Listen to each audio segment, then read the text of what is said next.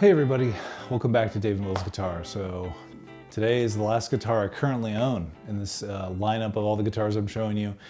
So yeah, we're just gonna have to hit this last one, and then I'm either gonna have to go to pawn shops and hunt down guitars or do something else, because I'm running out of material. We're gonna have to start reviewing other people's guitars. I'm going to go dig my wife's guitars up out of the room upstairs. I play in the basement. I have to be a basement dweller while she's up there playing her own guitars. Anyway, that was a huge tangent. Let's talk about this thing. This is a PRS SE special semi-hollow. So I like this guitar quite a bit. I say that a lot about most of the guitars I own, because if I don't like them, I sell them. But this guitar is a lot of fun. I really enjoy this guitar, and I'm glad I bought it. So let's talk about why. It has locking tuners that I put on there. Aftermarket part, I say that like in every video. I put locking tuners in everything I own if I can, because why not? PRS branded tuners. The originals were good. These were a little bit better, so I bought them. The frets weren't perfectly level. I made a video about leveling them on this particular guitar. There's only like 2 or 3, I want to say. Maybe it was just one. There was like 1 or 2. Most of the PRS brand guitars, like if I level frets, there's only a handful. So had to do it on this one too. And that was something that you might have to do too if you get a guitar and you want to make it perfectly playable. The nut. This nut is still not cut perfectly because there is some nut slot stuff going on. There's one slot that's, I want to say it's high by 7/1000ths of an inch. It's out of spec. No, it's like 9/1000ths. Yeah, it's like 9/1000ths. I want to say it's the D or the G string. They're supposed to be 18/1000ths of an inch, and they are at like 27. I want to say it's the D string. So some more work to go, but it's still a really good guitar, and I can correct that, and it's not a problem. So I will probably do that in the future. 25-inch scale length, 10-inch radius.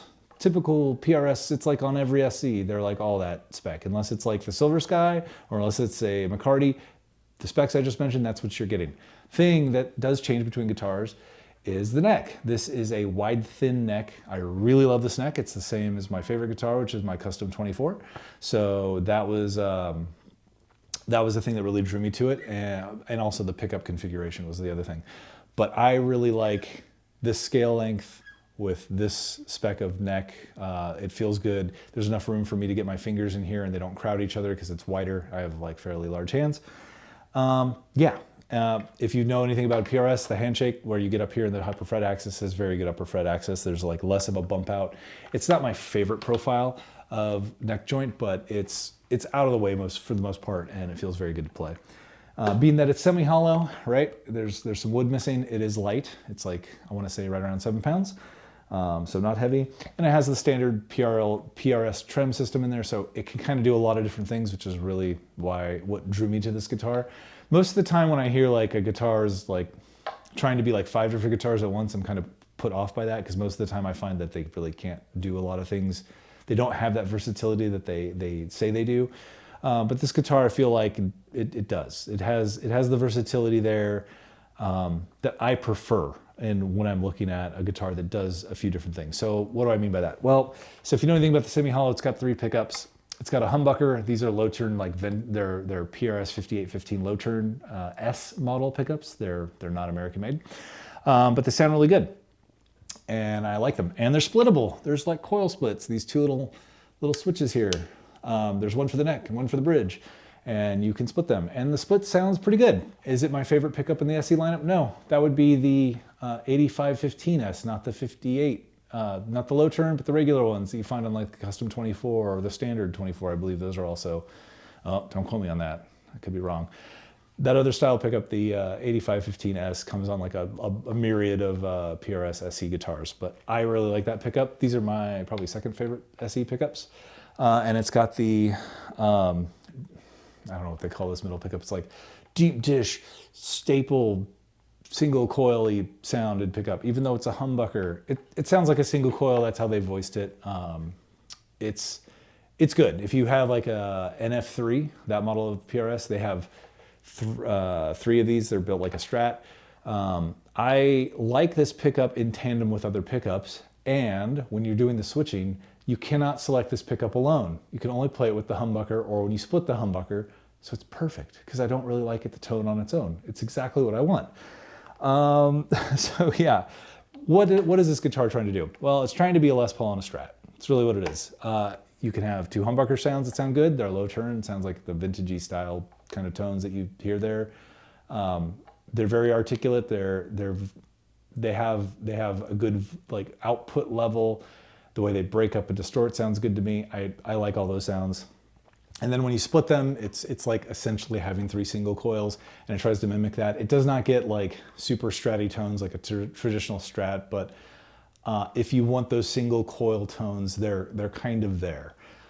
They sound different too, which kind of appeals to me because I don't generally want a guitar that sounds like every other guitar that's already out there.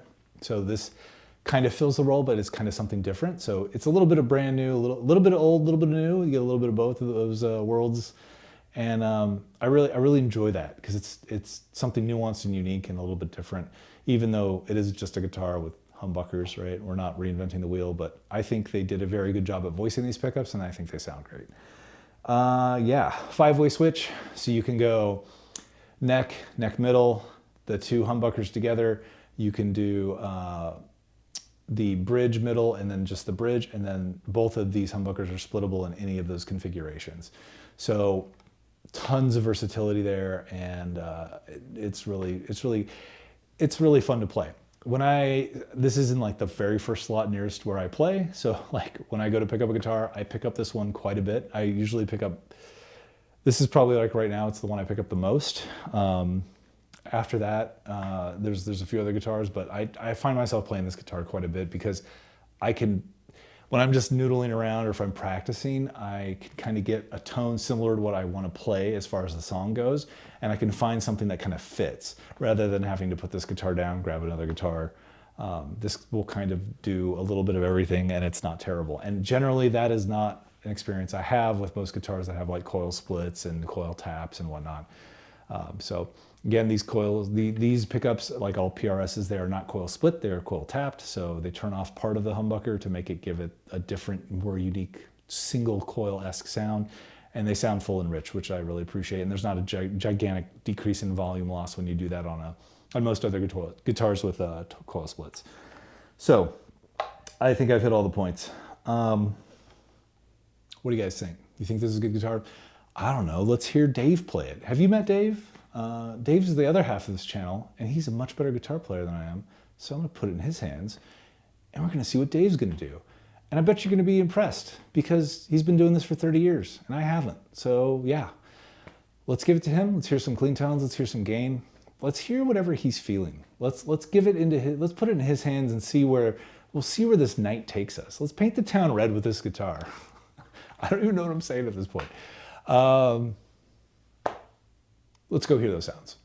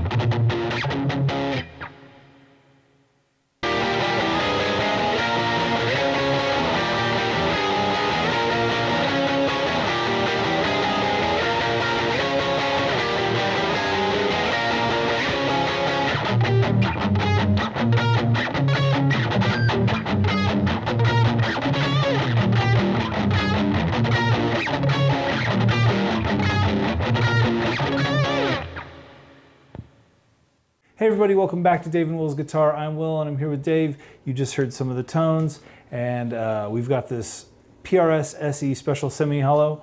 So Dave, what did you think of the clean sounds? We went through positions 1 through 5. What were your ideas there? What were your thoughts? I thought it sounded really nice. Yeah. I can't complain. I mean, I was digging 4 and 5 more, the neck and then these two together, with the humbuckers, the most, But the other one sounded good too. Everything sounded good, I thought. Yeah, it is a nice sounding guitar. What do you think of the playability with that guitar? With the neck and whatnot. It's playable. The neck, same kind of thing for that, especially for that song. Some of those minor 11 chords, I had to kind of. I don't normally do it like this, where but it's the only way I could really catch it with this neck being as fat as it is. We were just messing around with the McCarty, and on that one I was able to do it like this, which is what I would normally try to do, is wrap my thumb around. See, now I'm doing it. But earlier I was having trouble I was having to kind of do this where. I don't normally ever play any chord like that, but it's the only way I was getting it to work. Right. Yeah. But but I mean, it still feels great. I think it's just when if we're wrapping a thumb around, you have longer fingers than I do. My fingers aren't super long, so it's like I can do some of that, but it's trickier on this one, I think, for when you get higher up on the neck a little bit. So they call it a wide, thin neck. It does feel thin on the back. It feels like thin enough where it certainly doesn't feel chunky or big, but that wide spacing really kind of, if you're not used to it or you're playing a guitar that, not a lot of guitars are built that way, so having that wider space is going to feel a lot different, but. But I mean, the tones that you pulled out with, even despite all that, it still sounded really good. I was really happy with the sound. Sometimes I feel like I'm not happy with the sound, but sometimes I am. It's this curse with that particular guitar. We're just talking about it. Yeah, well, it's so funny because you're like, it was like, I'm selling this guitar, but I want to do a video at first, and I'm playing it, and I'm like, man, this guitar sounds really good.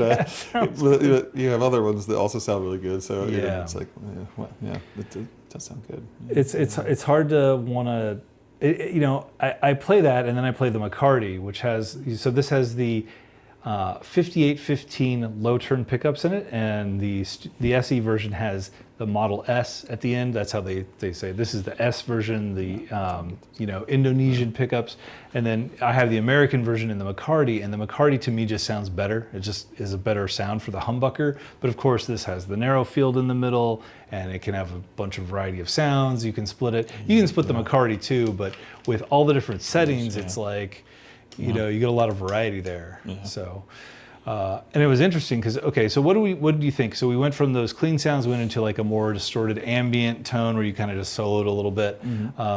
What did you think of that sound? I think, did we play those on the bridge? I think we played both of those on the bridge, if I'm not mistaken. The distorted? Yeah, the little like ambient, we had a delay and reverb. And that one was also, with the humbuckers, without the cold tap or whatever, just on the bridge, And you were happy with that sound? I mean, it sounded good to you, yeah. Yeah. Well, before we did it with that effect and stuff, I was like, messing around with Fives by Guthrie Govan. It just reminded me of that kind of sound. Not that I was doing anything like what he could do, but it just it really made me think of that kind of sound. Yeah, Guthrie Govan. Yeah. Yeah. It's a good sounding guitar. I mean, it doesn't sound bad. I couldn't say that it sounds bad at all. It's like trying to find the right sound amongst all the guitars that you have. Like, I'm sure people, if you're watching this video, you probably have more than one guitar, or maybe you're thinking about buying another guitar. But filling all those slots, it's like if you had two guitars and they're very, very similar, which one would you pick up, or would you play them both equally? It's hard to say. So. Anyway, moving on, we went from there, and then we went into like, you played a very heavier like rock riff, distorted sound. What did you think of that as far as what this guitar could do? Were you happy with that as well? Yeah, I like that one. I really like the palm muting. Yeah. Just the the way that was sounding. But I mean, the heavier distorted part was sounding good too.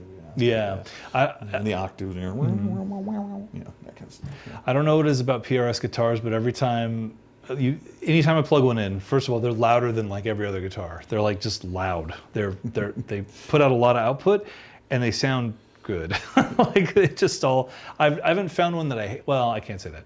I have ones that I like more than others, but in general, I think all those sounds are usable, or like definitely have a place somewhere that makes sense.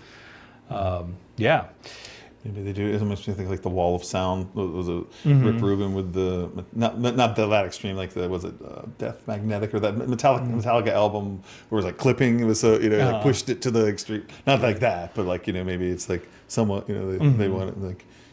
It's like how the commercials get louder on the TV. It's like it's a louder guitar. Right. I don't know, maybe that's not. I don't know. Comparison or not, but. Well, and what's funny is like, so this is the Indonesian-made version, right? I have an American-made version, more or less, with the same humbuckers. Obviously not the middle pickup, but I have the Custom 24, which has.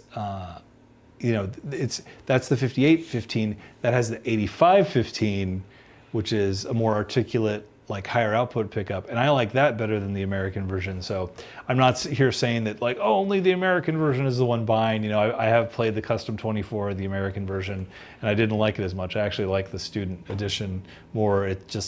I can't describe it. They're both clear, and Paul Reed Smith says that guitar is powerful and articulate. That's his description of the pickup, and I'm like, yeah, that's exactly what I think when I play it, and that's what I like. So if you haven't got your hands on one of these, you should play it and see what you guys like, because I don't even know what I like some of the time.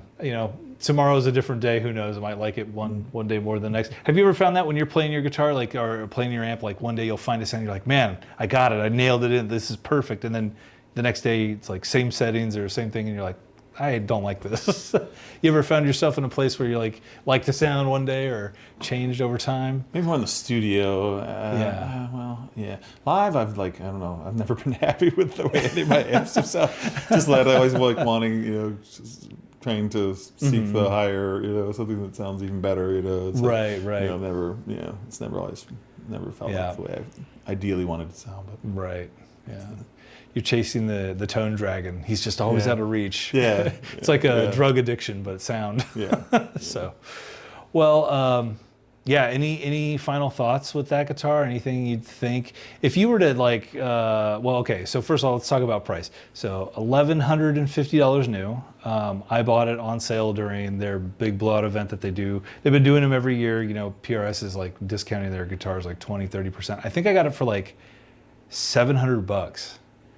Worth it at $700? Yeah. It's 700 definitely, yeah. right? So, and aesthetically, that's really pretty too. I think. It also looks really nice. It does, yeah. Now, would you buy it at $1,150? Do you think it's worth it? If I had money to spend, I mean, it's I do think it's really nice. Yeah.